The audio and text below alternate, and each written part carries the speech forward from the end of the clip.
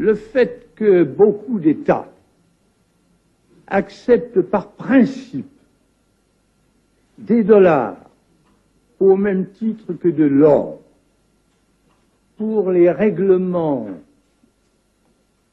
des différences qui existent à leur profit dans la balance des paiements américaine, ce fait entraîne les Américains à s'endetter, et à s'endetter gratuitement vis-à-vis de l'étranger, car ce qu'ils lui doivent, ils le lui payent,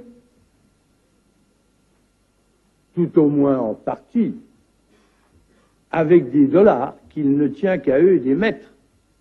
Étant donné les conséquences que pourrait avoir une crise qui surviendrait dans un pareil domaine, nous pensons qu'il faut prendre à temps les moyens de l'éviter. Nous estimons nécessaire que les échanges internationaux soient établis, comme c'était le cas avant les grands malheurs du monde, sur une base monétaire indiscutable et qui ne porte la marque d'aucun pays en particulier. Quelle base?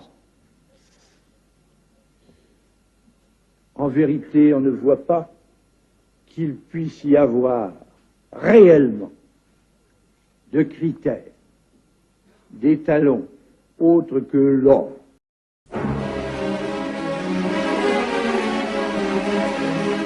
Et quand il a été le président de la République, je continuais à avoir du respect pour lui. Un respect que je ne peux pas porter à d'autres, mais que je lui porte à lui. Parce que c'était l'homme du 18 juin, et que c'était un homme d'un désintéressement absolu.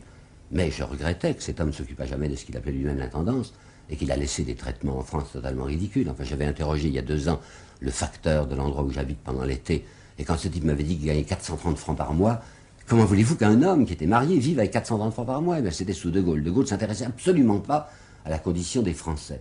Il paraît que, enfin on m'a dit, qu'une des raisons de sa chute, c'est qu'il avait l'intention de s'occuper de ça. Et que pour lui, ce mot qu'il avait lancé de participation n'était pas un mot vide de sens. Et que c'est pour ça qu'il a été renversé par quelqu'un qui l'a remplacé, parce que ce quelqu'un était au service de la droite et des banques. Tandis que De Gaulle commençait à inquiéter les banques. Bloc-notes de François Mauriac, 23 septembre 1966. Ce que le général n'a pas fait, et ce qu'il ne dépendait pas de lui de faire, c'est d'obliger à lâcher prise ses mains, ces quelques mains, oui, ce petit nombre de mains, qui tiennent les commandes secrètes de l'État, qui assurent les immenses profits de quelques-uns et qui font de chacun de nous les têtes d'un troupeau exploitable, exploité.